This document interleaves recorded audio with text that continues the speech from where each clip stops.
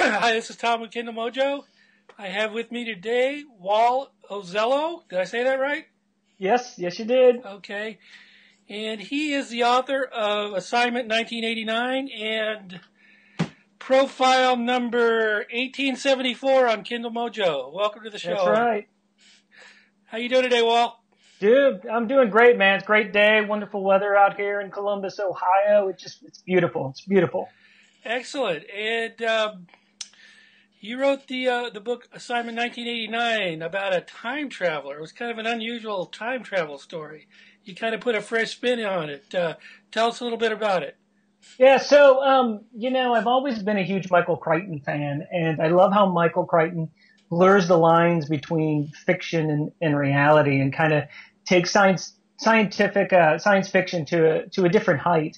And so, I've always also been a fan of time travel. When I was a kid, I loved Back to the Future series, the movies. And so I always had this idea of this time travel novel and blurring those lines between science and fiction like Michael Crichton does. And then, my wife was reading the Twilight books and I was like, God awful how this heroine here who wants to change herself for some other guy. And that's not the right message to give young girls and women. And then I read The Hunger Games and I'm like, well, this is cool. But, again, there's some weaknesses in Katniss. So I was kind of inspired to take that time travel idea and create this female heroine that had some faults to her.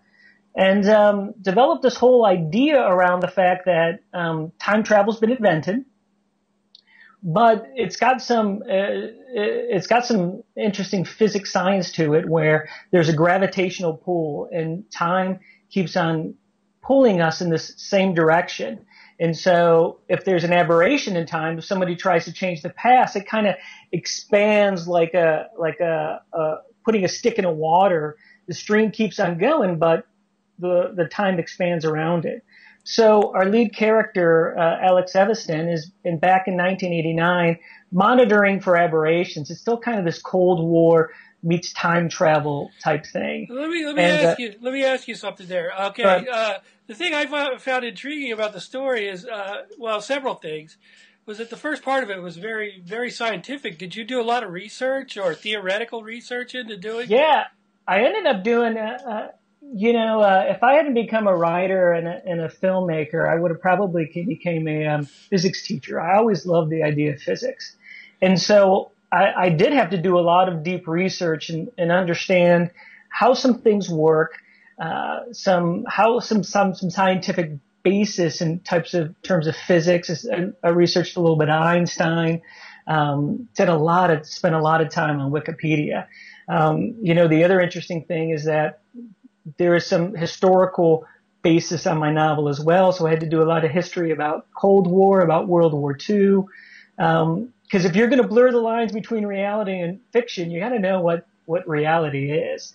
So yeah, I ended up doing a lot of research and I think what was interesting about the way I approached it with my process is that I didn't do all this research and then write the book.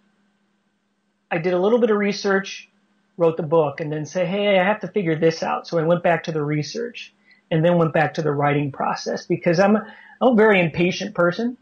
And so when I got an idea, I need to get it out. I need to start putting it to paper. Now let me ask you another question about this. First of all, why a woman? And first of all, as a heroine, being a male author, I personally write, a lot of my characters are women, strong women. And secondly, why you had her as kind of a screw up in the beginning. So I found intriguing. She was actually placed in 1989 because nothing happened in 1989. Yeah, nobody wanted to monitor 1989. That's really why it took place in 1989. Is that it kind of became this island of misfit toys type of year for the time inspectors. And I wanted a woman because, I have a lot of nieces. I have a goddaughter. I have a lot of female cousins. And I wanted them to have this strong female character to be inspired by in literature. And, I knew growing up, I loved The Lord of the Rings. And I had all those male characters to be inspired by in Lord of the Rings. And so I wanted to create something that was inspiring to women and help create some strong women characters out there.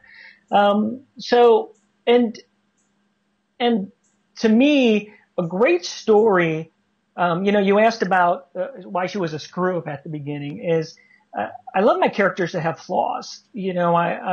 I come from the world of filmmaking, and in filmmaking, kind of the rule is character development drives the story. And so, I knew I had this great plot in terms of what I wanted to do in the storyline. And I know I wanted Nazis to take over the world and for this main character to, in 1989, be forced to save the world and save the United States from the Nazi rule. But I needed my characters to have flaws so that they had somewhere to grow, so they had somebody to become, so they if you kind of look at Star Wars, Luke started off as this baby teenage kid that grew into this rebel hero. And same thing would happen with Leia. Same thing happened with Han Solo. So I wanted my character to go somewhere. And so she had to have some major flaws at the beginning to get there. In fact, in the earlier draft, she was a superhero to begin with. And a buddy of mine, the biggest feedback I got was, have her go somewhere, have her have some flaws. So you kind of gave her a hero's journey, which was that's what I liked about the book.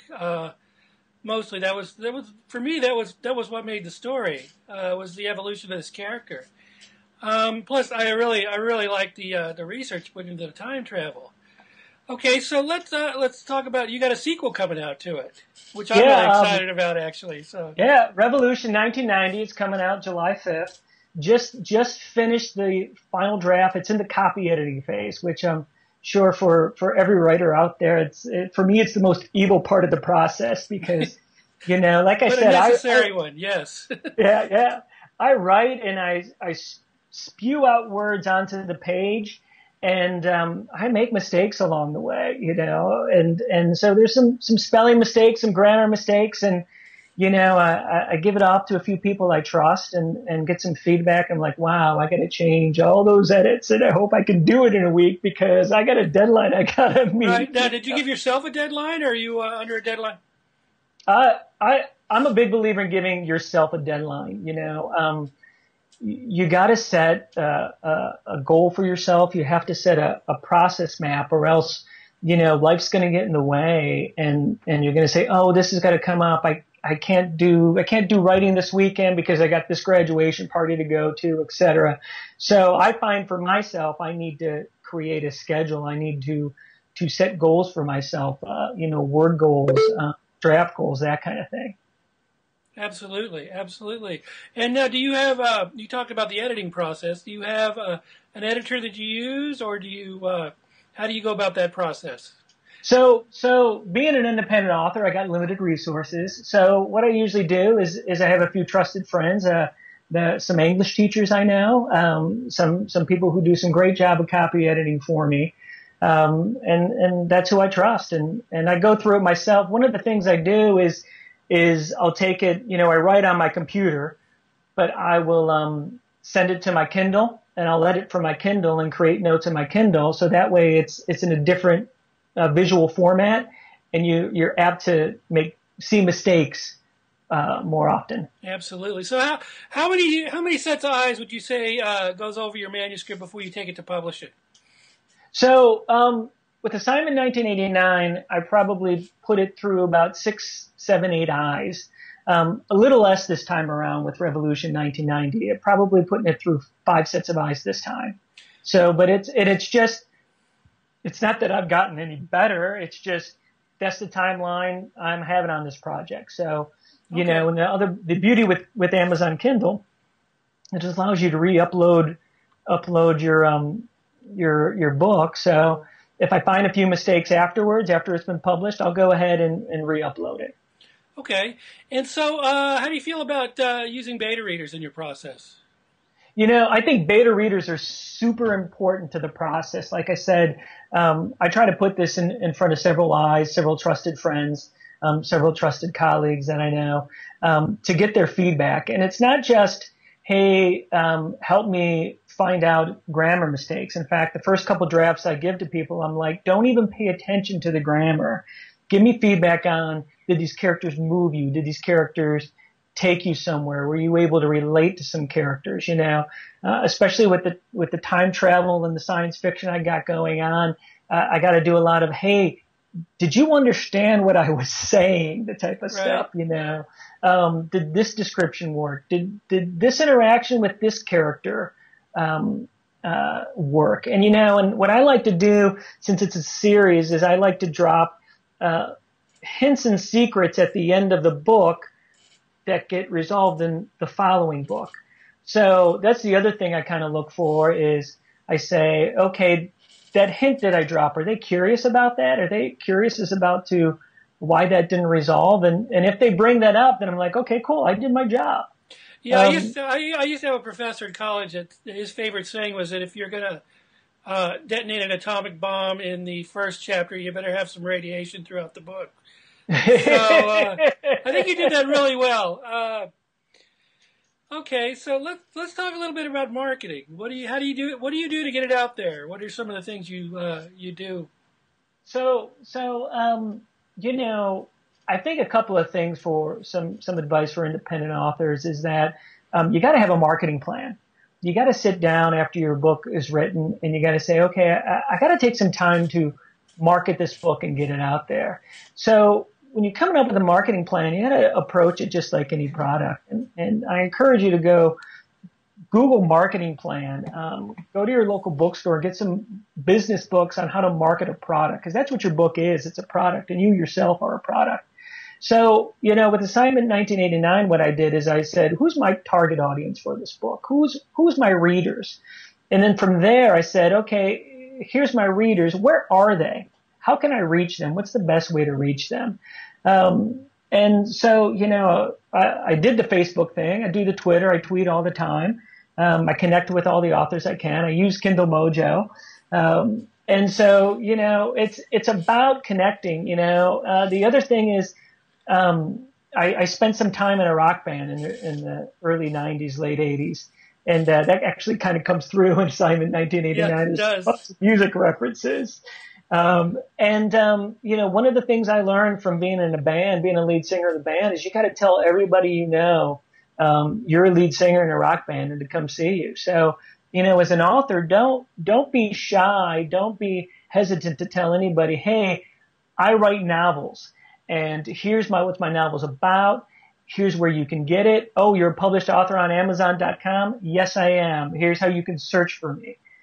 So tell the world that you're an author and tell them what you got to see. And, but also remember, as you speak to the public, as you speak beyond your friends, make sure you're connecting with that target audience. If you're an exotic romance novelist, don't be advertising on the Christian websites for your book. Figure out who your audience is and where you can best connect with them. And sometimes that's not on Twitter. Sometimes it's not on Facebook.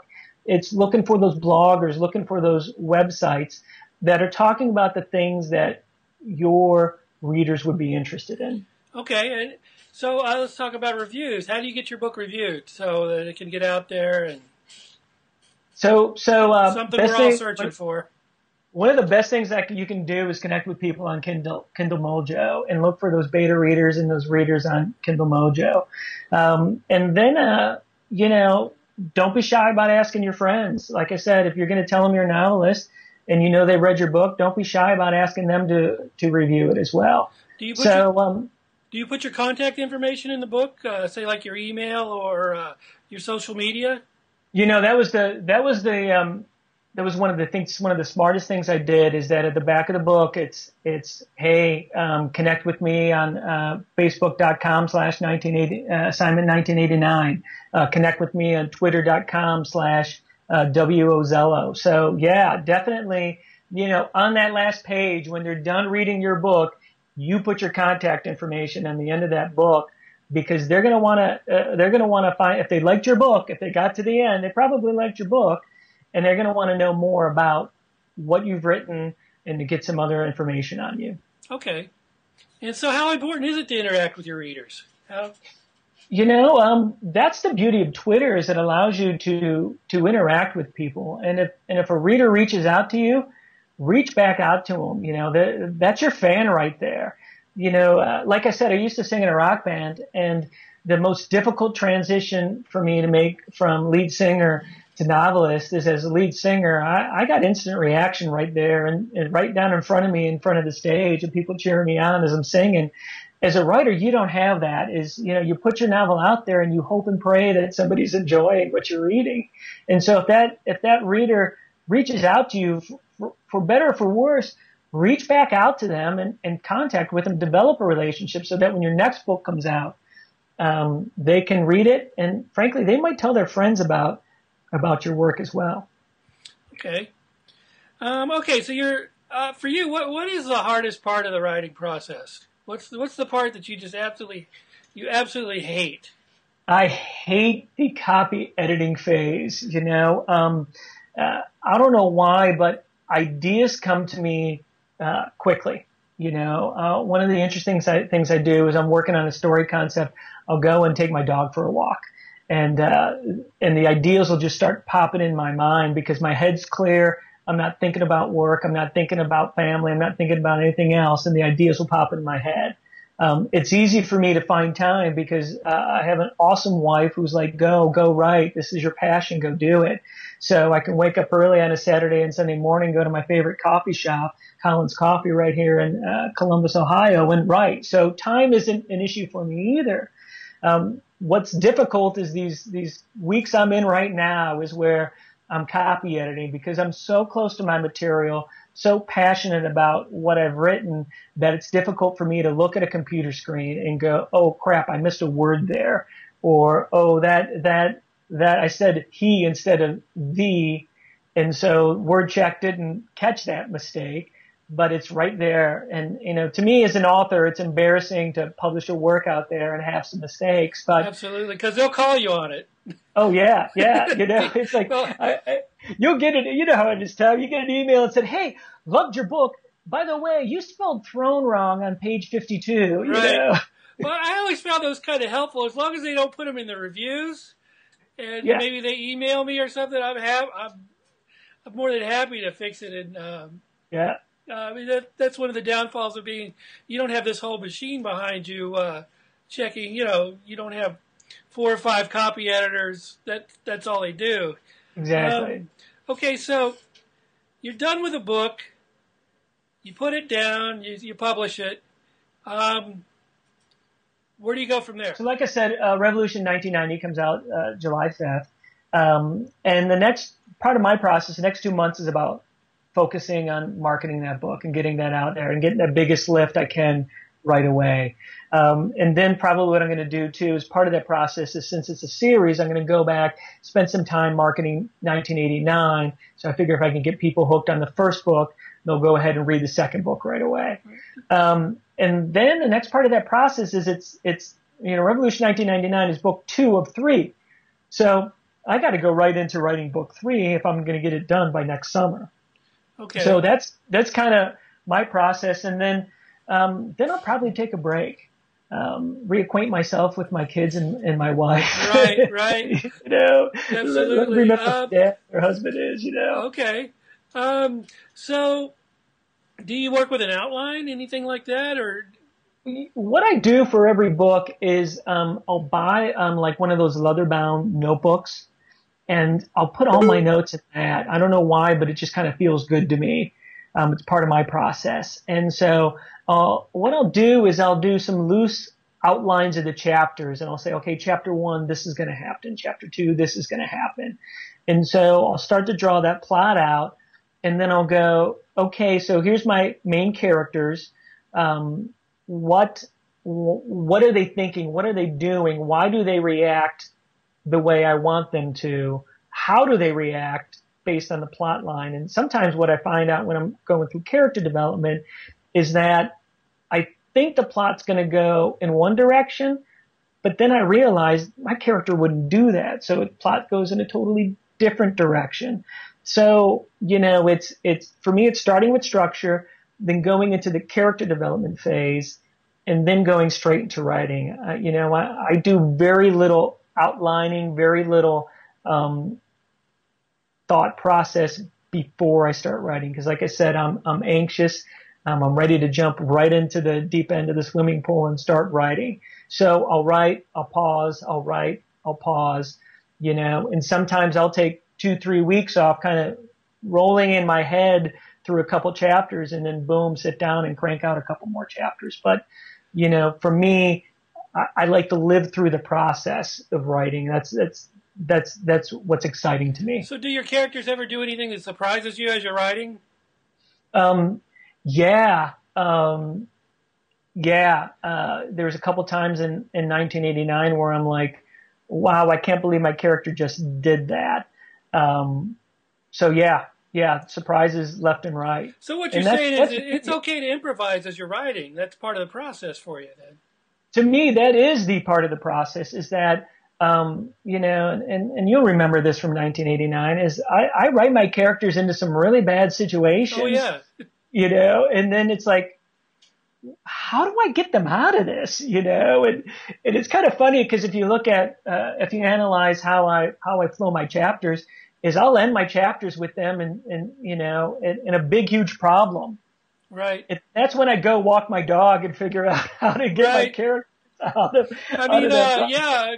When she wakes up, I think it was after the first or second chapter, when Alex wakes up, she sees a big Nazi banner on the Washington Monument. I mean, that's kind of where you ended the chapter. And I'm thinking, okay, that made me want to read on. So yeah.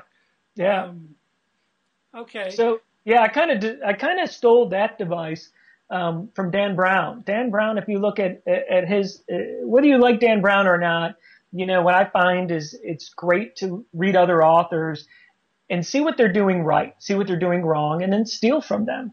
So Dan Brown, that's a technique that he uses, is that at every chapter, whether it's 2 pages, whether it's 15, there's a cliffhanger at the end that makes you want to flip that page and read the next chapter. Yeah, let's talk a little bit about other authors. There's an old saying that experienced authors steal, young authors plagiarize. So for you, what's the difference between stealing an idea or plagiarism? Say. Well, I think stealing to me is more of a technique, and that's kind of what I like to do is steal techniques. And I'd probably say plagiarize is stealing story ideas, stealing, character ideas. So, that's what I try to do, and not just steal from novelists, but steal from movie makers as well. My background is I went to film school. And so, movies excite me. And, and probably you kind of read my books and see how, wow, this could be a movie type of thing.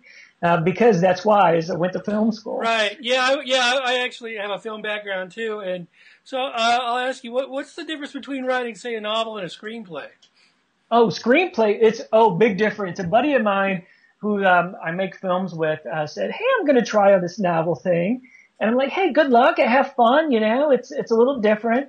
And about 2 weeks later, and he's like, holy crap, I got through 3 pages. I got to describe everything, and that's the big difference between writing a film. Because in film, you can say, the guy walks in the room, boom, that's the scene.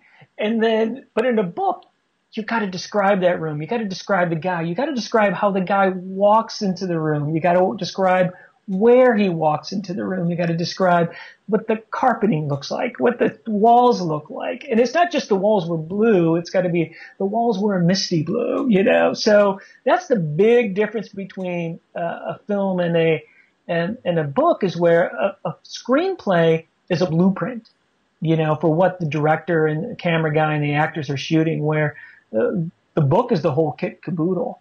And the other big difference is that in the book, you have the ability to really get into the character's mind and let the reader know exactly what the character's thinking. Wow. In a screenplay, quite don't get there. Okay. All right. So what do you do for fun when you're not writing? Oh, my goodness. Like I said, I used to sing in a rock band and stopped doing that a little bit. I got a little bit too old for that. I love to spend time with my wife and kids. I got a day job. I write, and then my other main focus is my family. So, it's you got to have that life balance. And there are times where I want to write that book and spend time and get knee deep into a character.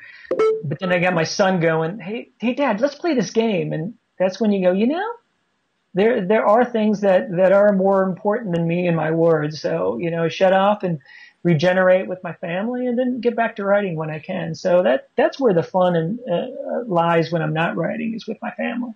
Okay, so just one last question here. What do you? Someone walks up to you and said, "Gee, I've always wanted to write a novel." How do you? What would you say to them? So, interestingly enough, this process of writing these books, these time travel war series, I kind of inspired my son to write. And he's in junior high, and he's like, Dad, how do I write a book? And so, it's a great opportunity to talk to him about theme, and talk about Lord of the Rings and how, the theme of that book, that one small person can make a world of difference, is the voice. And then talk to him about character development and how character development drives plot. And then we went out and bought a nice leather-bound book for him to write and take a bunch of notes in. And so, it's just kind of encouraging him to do it. I can't push him to do it. One of the things I've always learned over the years is I got a billion ideas going on in my head, a billion plot lines, a billion storylines. I know that's going to, when I sit down and start actually writing it, is when I found one that's totally interesting to me. So that's the other thing, is not push him to write, support him, encourage him, but that when it's important to you, when it's good enough to you, that you'll write more than the first chapter. To me, that's the big thing, is when you write chapter 2, then you're writing a novel, because you're not going to turn back and go back after you've committed to chapter 2. I've written many chapter 1s over my course of my years. I've written many scene 1s and screenplays. When you get to scene 2, when you get to chapter 2, then you're writing your novel. Excellent. Okay. Well, good luck with your next book. What was the name of it again? Revolution 1999. Okay. And when's it coming out? Part of the time travel series. What was that? And what's the date? When's it coming out? It's coming out July 5th. It's Revolution 1999. It's coming out July 5th. My first book, Assignment 1989, is right on Amazon.com. You can download it to your Kindle. You can also get it through hard copy through CreateSpace. You can learn out more about me on Kindle Mojo, profile number 1874. But yeah, that's and you can also follow me on Facebook at facebook.com/Assignment 1989, or follow me on Twitter at WOZELLO. All right, excellent. All right, well, thanks for being with us today. Hey, Tom, thanks for everything. Thanks for Kindle Mojo. It's a great website, and thank you for all you do for the book community. Excellent. You're welcome. All right, well, good luck with it. Thanks. Take care.